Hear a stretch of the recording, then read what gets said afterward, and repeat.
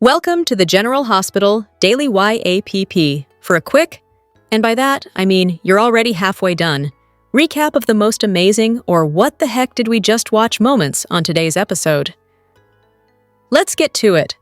From the moment Sasha told Michael she was pregnant, we didn't understand much of her reasoning for keeping Michael out of their child's life. We could agree with the part about not wanting to risk Michael losing his other two kids, but the whole mobster-adjacent life and Quartermain chaos part lost its luster when she allowed Jason to pretend to be her baby daddy. Jason is a mob hitman and also a Quartermain, so her original excuse went out the window super fast. Now, the truth is out about Michael being the dad. Michael won custody of his kids, and he is even living under the same roof with Michael, Wiley, and Amelia, and yet, Michael can't be on the birth certificate? Say what? Sasha wants to make sure that Daisy knows who her father is and who her brother and sister are, but she won't allow his name on the birth certificate because she wants to be an independent woman who makes all decisions for her child without the father's say. Why? And why would Michael even agree to this? At least Sasha is willing to update her will so Michael gets custody of Daisy in case something happens to her. However, if his name was just on the birth certificate as Daisy's legal dad, that wouldn't have been necessary. Sasha's rules seem like a plot point rather than anything that comes from a place of character or sense. Want more details?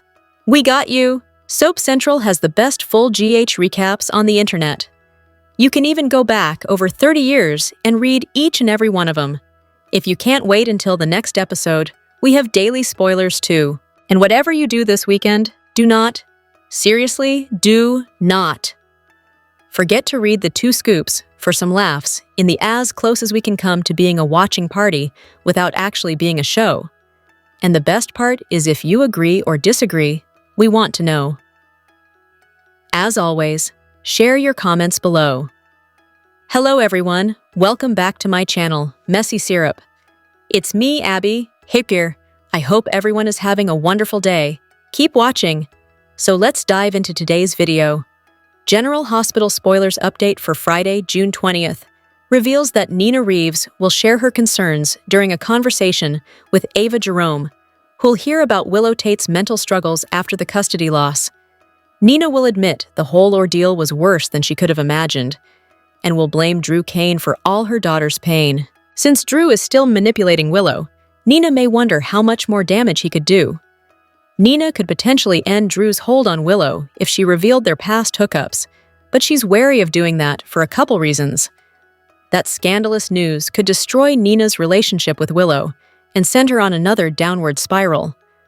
Nevertheless, Ava will provide some guidance on Friday's show and help Nina out as best as she can. Meanwhile, Drew and Willow will have a conversation with Martin Gray, who should leave Drew optimistic about Tracy Quartermain's cooperation. Martin presented some terms to make Tracy's ketamine frame-up problem disappear. It's just a matter of whether Tracy's willing to speak out publicly and pretend to embrace Drew back into the Quartermain family. Although Tracy previously balked at the suggestion, she'll end up in a tight spot on Friday's episode. If Tracy gets some updates on her worsening legal drama, she might be tempted to cave in. Back with Willow, she's going to announce something that could add to Nina's fears. It seems likely Willow will decide to go along with Drew's marriage proposition, so their engagement could leave Nina reeling. Drew, on the other hand, may assure Willow that she's making the right decision and continue steering her down the path he wants. It turns out Drew could also be a romance wrecker, since Kai Taylor will be excited about his possible internship. Trina Robinson may rain on Kai's parade and spark some conflict when she stands against the paid position. Since Trina wants Kai to break free of Drew, she won't be happy about the congressman's offer at all. At the Metro Court pool, Kristina Davis will stir up suspicions for Michael Corinthos. It'll seem like Kristina's got something specific on her mind, so we'll see if this involves her car crash cover-up or maybe her latest Ava revenge scheme. Then again, Kristina's hints might involve acting DA Justine Turner and her efforts to take Sonny Corinthos down. Sonny tries to shield his children as much as he can, but Kristina may be worried after hearing rumblings. Other GH spoilers say Kristina will offer a warning to Michael, so she may urge him to stay on guard against whatever Drew might try to pull next. You can bet Michael will be angry with Drew all over again if his engagement to Willow becomes a hot topic around town. Elsewhere, Sonny will catch up with Anna Devane, who'll acknowledge that nothing can be done about his reckoning day. Anna knows Turner isn't going to give up on Sonny's downfall, so he may have to brace for the storm that's brewing. Sonny also has to fret over Jen Sidwell and any tricks up his sleeve. There are moves that Sonny doesn't even know about yet since Sidwell's bribery scored Michael's custody victory. On a lighter note, it looks like Giovanni Gio Palmieri and Emma Scorpio Drake will find a lost pup in the park. Emma will cuddle the dog and insist there are no worries since they know what to do. This should bring Emma's attempt to reunite the dog with his owner, so it may be Vaughn who loses this pooch as part of a manipulation tactic. This could be Vaughn's way of getting closer to Emma and signing up for the same animal rights group.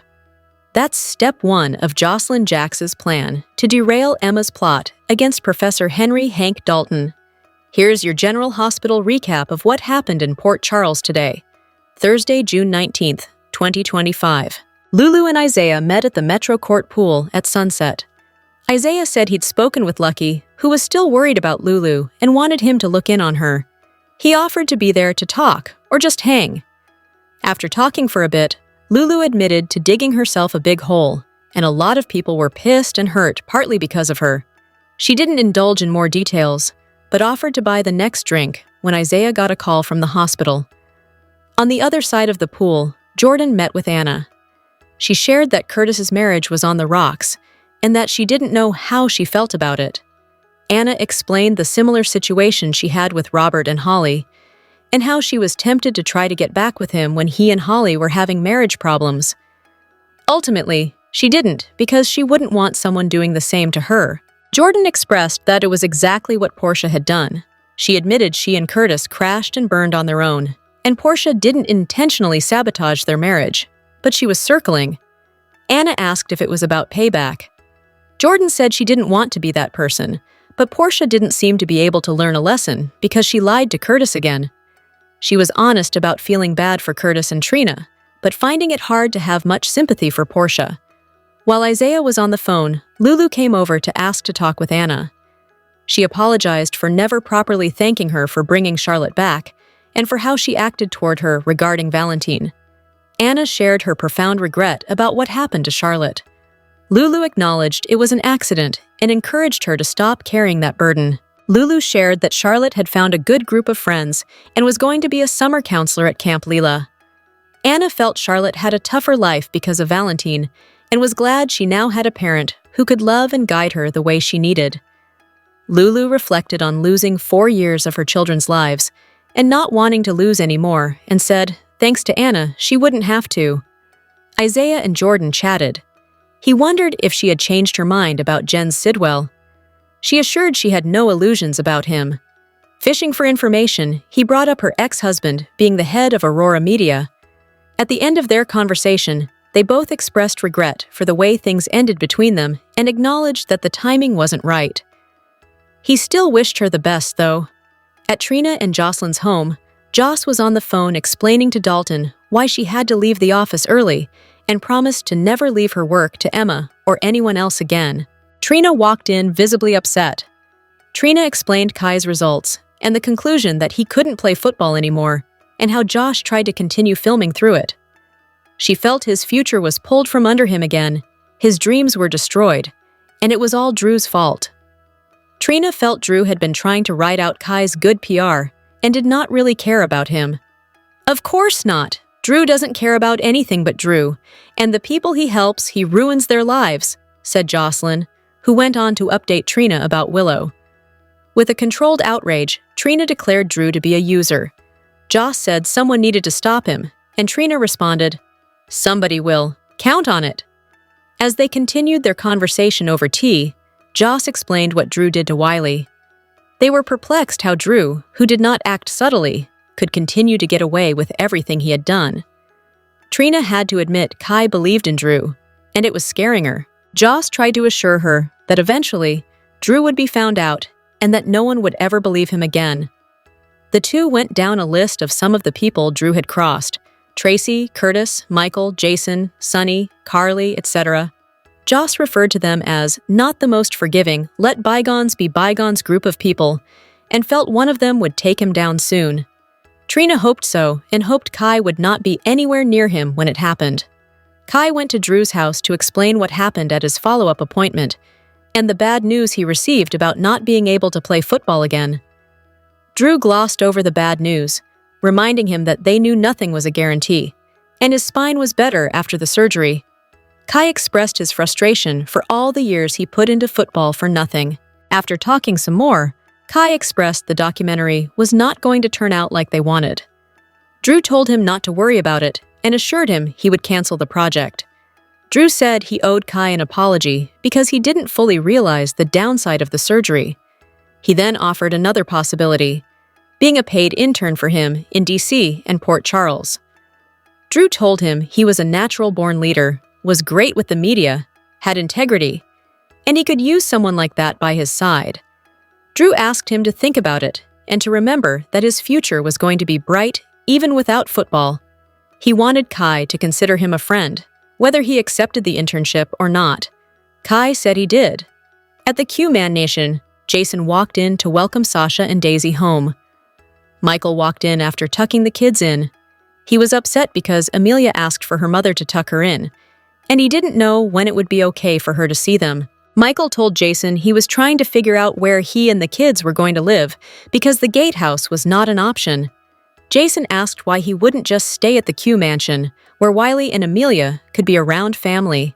Sasha left to put Daisy to bed, thanking Michael for being on the same page before she left. He explained to Jason about the arrangement with Sasha that he had agreed to. Sasha wanted to be the only legal parent, and he agreed. Daisy would not be a Quartermain or Corinthos, and he would not have any custodial rights to the baby. As always, Jason assured Michael that he had his back. They discussed how unstable Willow was right now and how everything was made worse when she fell for Drew. They both felt Sasha was strong and going to make a good mother. Michael said thinking of getting back to his kids was what got him through all of the agony of treatment. He thanked Jason for looking out for everyone. After Sasha put Daisy to bed, a shadowed figure walked up to the crib. Later, Sasha went to check on Daisy, who was awake. Sasha noticed the mobile was turned on and playing music, and wondered who turned it on. Lucas and Marco were having drinks at the axe-throwing bar. Even though he couldn't divulge the details of her case, Marco shared the concern he had for his mother and the mess she was in. Eventually, Marco did tell Lucas she was arrested for a DWI, and about the plea bargain she was offered. Lucas expressed surprise that Marco wanted to help his mom. Marco said he thought about what Lucas told him about his own mom and decided he couldn't turn his back on his mother after all. He went on to share that ADA Turner was really putting the pressure on him as well. Lucas tried to reassure him that he and his mother could find a way out of it. They went on to discuss their complicated relationships with their parents.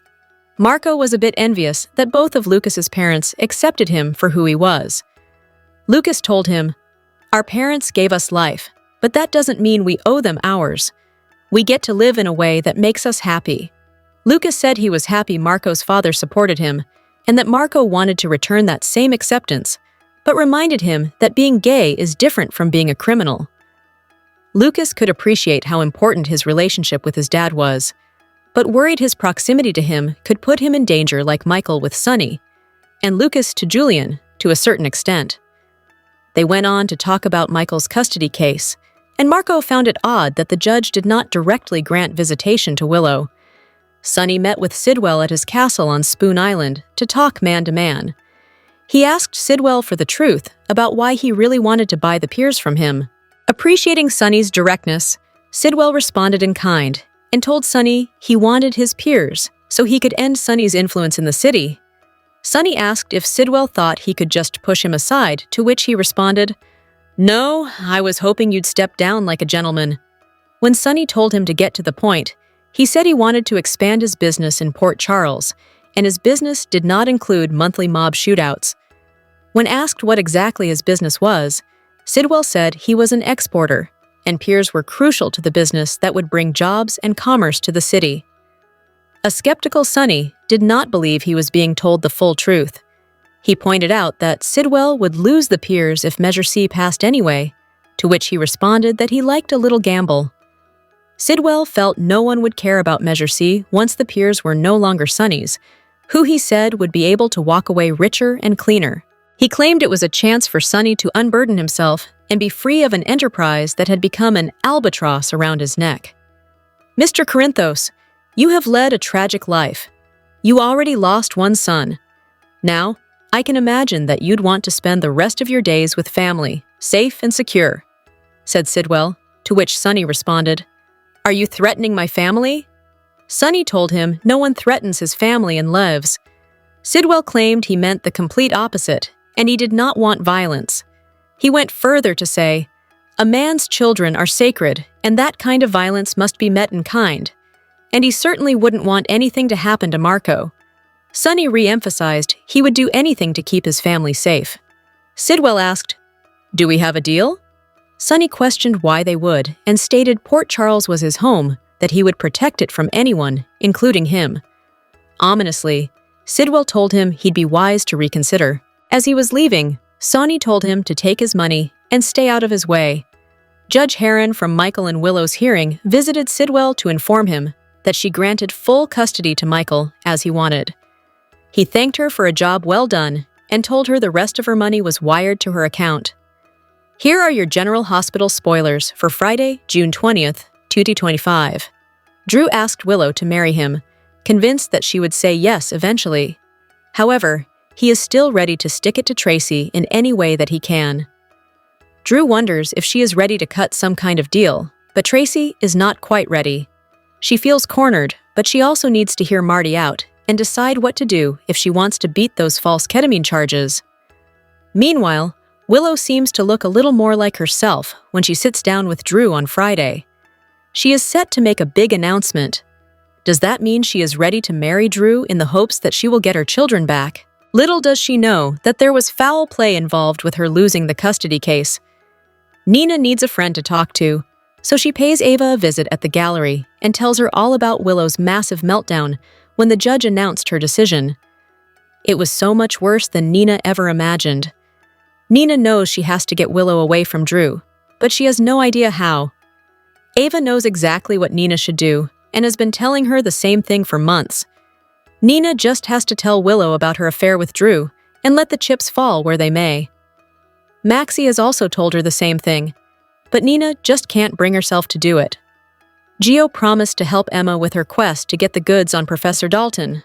While he doesn't like her flirting with the older man, he understands Emma's passion for animal rights and wants to assist her in any way that he can. To that end, he and Emma meet in the park with a cute pooch and have a very memorable encounter. Will they strategically run into Professor Dalton?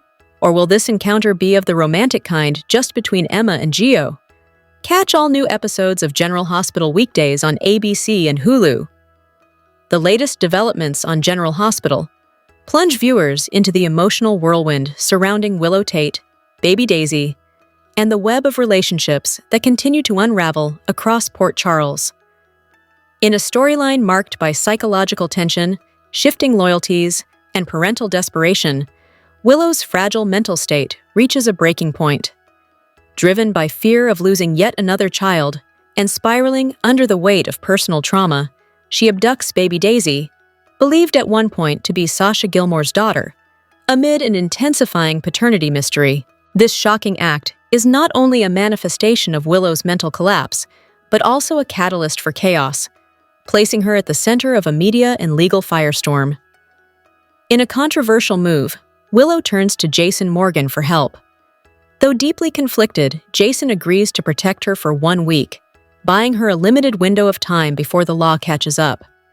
His decision, grounded in loyalty, empathy, and perhaps guilt, adds moral ambiguity to the situation. Jason's assistance allows Willow to stay hidden temporarily, while Sasha, devastated and determined, launches her own investigation. Armed with heartbreak and maternal instinct, Sasha hires private investigators and uses technology to track her daughter, setting off a collision course that ultimately leads to Willow's arrest. The fallout is swift and brutal. Headlines brand her a kidnapper, her position at General Hospital is jeopardized, and her reputation lies in tatters. As the legal consequences mount, the show dives deeper into the custody battles that have been simmering beneath the surface. Willow's mental decline, combined with her abduction of Daisy, becomes ammunition for Michael Corinthos, who uses it to win sole custody of their children, Wiley and Amelia. Her estranged husband, Drew Kane, seizes the moment to push his own agenda, proposing marriage, not out of love, but as a strategy to strengthen their legal standing. The proposal underscores how power and manipulation often masquerade as romance in the soap world, adding another layer of complexity to an already emotionally charged storyline. Caitlin McMullen, who portrays Willow, has publicly spoken about the demands of playing a character in the midst of such a profound breakdown. She describes the role as one of emotional disintegration, marked by confusion, detachment, and desperation. Her performance has drawn attention for its raw authenticity, and it's clear that the storyline is as much a character study as it is a dramatic plot. Willow's deterioration isn't portrayed as villainy, but rather as a tragic unraveling, making viewers question the fine line between grief-stricken mother and criminally unstable woman. Meanwhile, other key characters play crucial roles in shaping the narrative. Michael contemplates teaming up with Curtis Ashford to challenge Drew's growing control. Sasha, once vulnerable, becomes a symbol of resilience, fighting to protect her daughter at all costs. Ava Jerome, ever the seductress, inserts herself into various power dynamics with flirtation and cunning, while Emma, Jaws, and Van become entangled in subplots involving secret agencies and covert operations, expanding the scope of the drama beyond domestic conflict into realms of espionage and intrigue. These developments form a rich, interwoven tapestry of betrayal, trauma, and moral ambiguity. Willow's crisis is not an isolated event, but part of a broader collapse in the social and emotional order of Port Charles. Characters who once operated with clarity and purpose now find themselves navigating blurred ethical lines. Jason, once a symbol of loyalty and restraint, now teeters on complicity. Drew's ambition overrides empathy. Sasha's heartbreak fuels vengeance. And Willow, once the story's emotional anchor, has become both a victim and a perpetrator of her own downfall. As the storyline moves forward, it is poised to explore even darker territory. Foreshadowing from McMullen suggests that Willow's mental instability could lead to more extreme behavior, possibly even another act of violence or a second kidnapping attempt. With court battles looming, emotional stakes rising, and every relationship on edge, General Hospital sets the stage for seismic changes in character dynamics and viewer expectations. In essence, this narrative arc does more than deliver soap opera spectacle. It provides a layered exploration of mental illness, parental identity, and the dangerous consequences of unchecked grief. General Hospital spoilers reveal that Willow Tate is definitely dealing with a mental health crisis, so how far will GH writers take it? Could Willow have a split personality situation going on that leads to more chaos? Willow couldn't figure out why she was so tired at GH recently, so she could have been coming out of a blackout episode.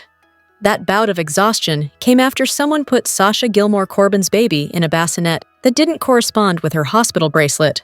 Of course, now someone's been stalking little Daisy at the Quartermain mansion. After watching Daisy with Sasha, Michael Corinthos, and her older siblings, this baby stalker went into Daisy's room and turned on her mobile. Willow was supposedly off-screen resting when all this went down, but was she really tucked away in her bedroom, or out there stirring up trouble?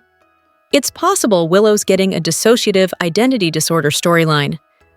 Perhaps Willow has an alternate personality that's starting to take over and do things without her knowledge. If that's the case, it would certainly be scary if Willow's alter ends up being some version of her twisted twin, Nell Benson. Willow might transform into Nell at certain times and start exhibiting increasingly wild behavior. Since Nell lost her own custody feud over Wiley Corinthos, Willow might feel some sense of connection with her sister, even if it's on a subconscious level. Now Willow has lost both Wiley and Amelia Corinthos. so she may be fixating on Michael's new bundle of joy. This could be building to an abduction if Willow's alternate personality views Daisy as a chance to start fresh as a mom. Nell might be running the show for this next part of the story. The whole mobile thing could even be a nod to Nell if the writers want it to be. Back in 2018, Nell caused quite a fiasco through a Penguin mobile, back when she was gaslighting Carly Spencer and tormenting her over Morgan Corinthos' memory. Whatever the case, using Nell as Willow's alternate personality would be a great spin on an evil twin story. Instead of bringing Nell back for real, Willow might become Nell in her own mind and embrace her sister's sinister side during blackouts. Do you think the show might take the DID route with Willow? Could Nell come into play as an alter during all the mental health drama? In a startling turn of events, longtime fans of the show have noticed dramatic changes in Willow's personality, transformations that are now fueling speculation about her potential involvement in a deeply unsettling incident. Willow has always been known as a calm and stable presence. However, ever since she began pursuing Drew and lost custody of her children, those around her have seen a notable shift in her demeanor. What was once quiet resilience has now given way to erratic behavior and emotional outbursts. Her transformation hasn't gone unnoticed, and it's becoming increasingly difficult for others to recognize the Willow they once knew. The situation became even more troubling when her name surfaced in connection with the mysterious baby mix-up involving Sasha and Daisy. On the June 17th episode, viewers were stunned by a disturbing revelation. Sasha, while holding a baby she believed was her daughter Daisy, was horrified to discover the child wasn't hers. Just moments later, Lucas entered the room and handed Daisy over to a visibly shaken Sasha. Lucas suspected it could have been a mix-up. Perhaps the cribs were accidentally swapped. But viewers weren't so sure. Many began pointing fingers at Willow, believing she may have orchestrated the switch intentionally. Given her lingering resentment over losing custody and the bitterness she harbors toward Michael and Sasha, the theory isn't entirely far-fetched. Adding fuel to the fire, a recent scene showed someone watching Daisy from a distance. Although their identity wasn't confirmed, speculation quickly turned toward Willow. Her increasingly unstable behavior has left many convinced she could be capable of such an act. While Willow remains the primary suspect in the eyes of many, she's not the only one under scrutiny. Glades, Sasha's former mother-in-law, has also raised eyebrows. Known for her turbulent relationship with Sasha, Glades hasn't been seen in town since Sunny uncovered her efforts to sabotage her daughter-in-law's life. Still, rumors suggest she may be lingering nearby, keeping tabs on Sasha and Daisy from the shadows. Even though Brando, her son, is gone, Glades continues to believe she deserves a grandchild. Her obsession with family legacy and her erratic logic make her a credible, if unconventional, suspect. Glades has always operated on a different wavelength. Her decisions often defy typical reasoning. While her actions may seem absurd to outsiders, they make perfect sense to her, which only increases the sense of unease surrounding her possible involvement. As tensions rise and suspicions deepen, one critical question remains. Who is really watching Daisy? Is it Willow, driven by grief and resentment? Or is it Glades, motivated by a twisted sense of entitlement? For now, fans are left to piece together the clues as the mystery unfolds. What is clear, however, is that both women carry emotional scars, and either one could be walking a dangerous line. This storyline not only highlights the fragility of the characters involved, but also leaves viewers eagerly awaiting the truth behind the unsettling baby switch. In a deeply emotional chapter of Willow's life, her world continues to unravel as family secrets, personal loss, and painful decisions intertwine. What appears on the surface as a mother's unwavering love soon reveals itself as a complex web of hidden truths and desperate actions. At the heart of the turmoil is Na, a mother who has always strived to present herself as the perfect parent to her daughter, Willow. She supports Willow in every way she can, or at least tries to. But behind the scenes, Na carries flaws and secrets she works hard to conceal, particularly from Willow. Meanwhile, Willow is facing one of the darkest periods of her life. After a heart-wrenching revelation, she discovers she has lost custody of her children to Michael. This crushing blow leaves her emotionally shattered. Na knows all too well who is responsible for her daughter's anguish: Drew. Drew, unwilling to sit idle, takes action. In a bid to repair the situation, he approaches Jason, hoping that a heartfelt conversation could persuade Michael to reconsider his stance and allow Willow access to her children. However, Jason remains unmoved, firmly declining to get involved. Rather than backing down, Drew becomes more resolute. Acting on the advice of Martin, he makes a bold and surprising move. He proposes to Willow. His hope is to rebuild her happiness by offering stability and a new family structure. Perhaps, he thinks, this gesture will also help her reunite with her children. But Willow is emotionally overwhelmed and unable to think clearly. As she grapples with pain and uncertainty, she has yet to respond to Drew's proposal. Still, her yearning to be with her children might one day push her toward accepting it. This potential decision, however, alarms Na. She believes Willow's life could spiral further if she commits to Drew. Determined to intervene, Na considers a drastic step, revealing a painful truth: that she and Drew have shared more than a few private moments together. It's a confession that could destroy her already fragile bond with her daughter. But Na is convinced it's the only way to protect Willow from further heartache. Whether this act of honesty will open Willow's eyes or drive a deeper wedge between them remains uncertain. Port Charles has never been short on drama, but the latest revelations surrounding Britt Westbourne's return have left the town reeling. As long-buried secrets come to light, relationships fracture, loyalties shift, and the life of a young boy, Rocco Falconeri, hangs in the balance. The quiet routine of Port Charles was shattered when Britt Westbourne, long presumed gone, made a dramatic return, not just as a face from the past, but with a life-altering truth. Britt revealed that she is not only alive, but is Rocco's biological mother, setting off emotional aftershocks throughout the community. For years, Lulu Spencer believed she had carried and given birth to Rocco, a child she raised with unconditional love and fierce devotion. But in a devastating twist, it was revealed that Britt had carried the embryo created from Lulu and Dante's genetic material, making her the one who physically brought Rocco into the world. Lulu, already struggling to reclaim her life after a long coma, now faces a deeper emotional battle. Her role as Rocco's mother, the one identity she held onto the most, has been suddenly cast into doubt. The revelation deeply shakes Rocco, who begins to question everything he thought he knew about his family. Caught in this emotional whirlwind, Rocco begins withdrawing, confused and hurt. The boy who once saw Lulu as his hero now looks at her with suspicion and grief. His need to understand pushes him closer to Britt, not out of affection, but out of a desperate search for truth. Britt's return is not just about reclaiming her son. It's a mission grounded in guilt, maternal instinct, and a desire for justice. Her decision to seek legal custody reignites tensions in Port Charles. With Dante torn between two women, Lulu, the mother who raised Rocco, and Britt, the woman who gave birth to him, the stakes couldn't be higher. Meanwhile, Brooklyn Quartermain seizes the moment to strike back at Lulu. Angry over Lulu's betrayal involving her own son Gio, Brooklyn uncovers damning evidence proving Britt's biological connection to Rocco. She methodically crafts a plan to reveal the truth in a public and humiliating way, escalating what began as a personal vendetta into a full-blown war. Brooklyn, alongside her legal ally, Marco Rios, doesn't stop at words.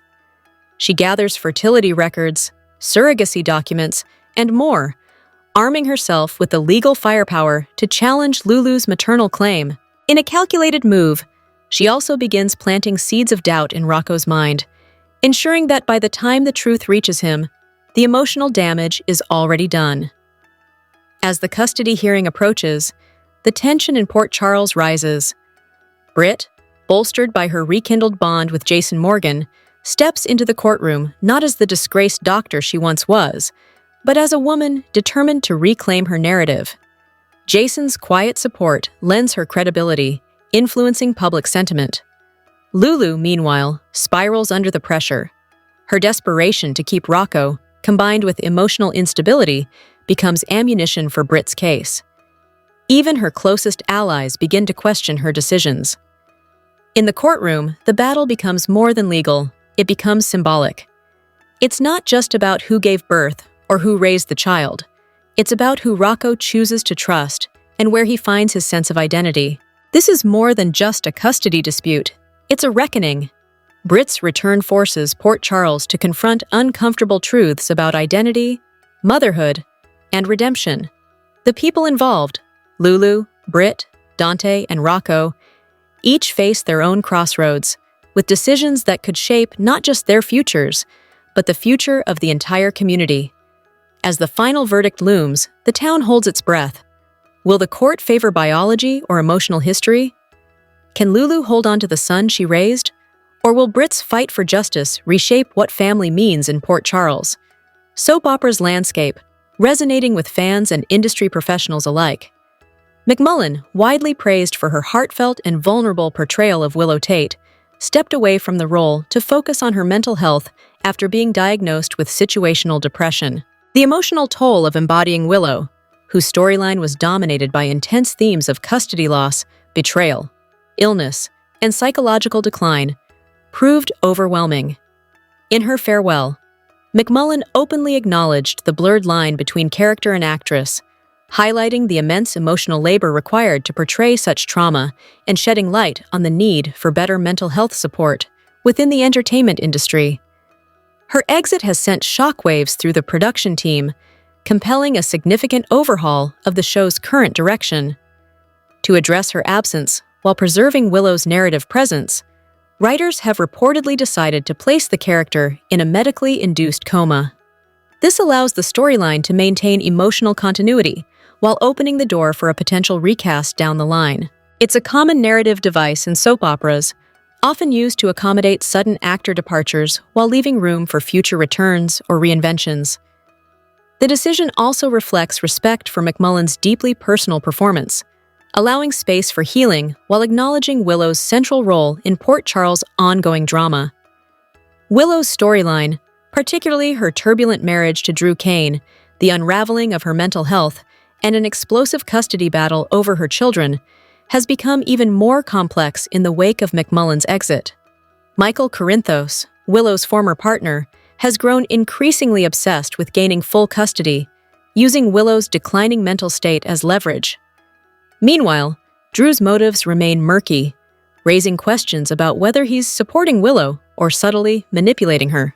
The tension is heightened by the involvement of characters like Sasha and Nina, whose responses to the unfolding drama are unpredictable and emotionally charged.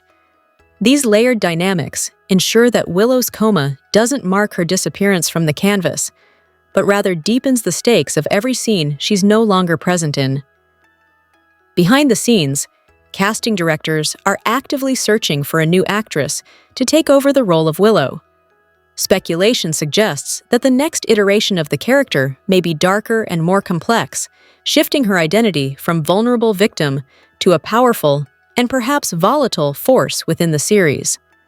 This reinvention poses both a challenge and an opportunity to honor McMullen's emotional legacy while exploring new directions that reflect Willow's evolution. For the incoming actress, the task will be immense. Fan loyalty to McMullen's portrayal runs deep, and viewers will expect continuity in spirit, even amid transformation. McMullen's departure is more than just a casting change. It's a cultural moment for General Hospital. It prompts necessary conversations about the psychological cost of long-term emotional storytelling and the structures needed to support actors who bear the weight of trauma-driven roles. It also highlights the fragility of serialized storytelling, where real-life events can force abrupt narrative pivots that demand creativity, agility, and compassion from writers and producers. Willow's legacy, while momentarily paused, is entering a critical chapter of reinvention. Whether she returns as the same character or emerges in a new, more assertive form, her role continues to symbolize transformation, survival, and emotional truth. Caitlin McMullen's bravery in stepping away to prioritize her well-being has not only impacted the show's future, but has also elevated broader industry awareness about mental health and the importance of compassion behind the camera. In the end, This storyline development will test the creative strength of General Hospital's writers and the emotional investment of its fans. Drop your thoughts in the comment section below. Do you agree or disagree? Don't forget to like, subscribe, and hit the notification bell for more updates. Your opinions matter, and I will see you in the next video. Thank you.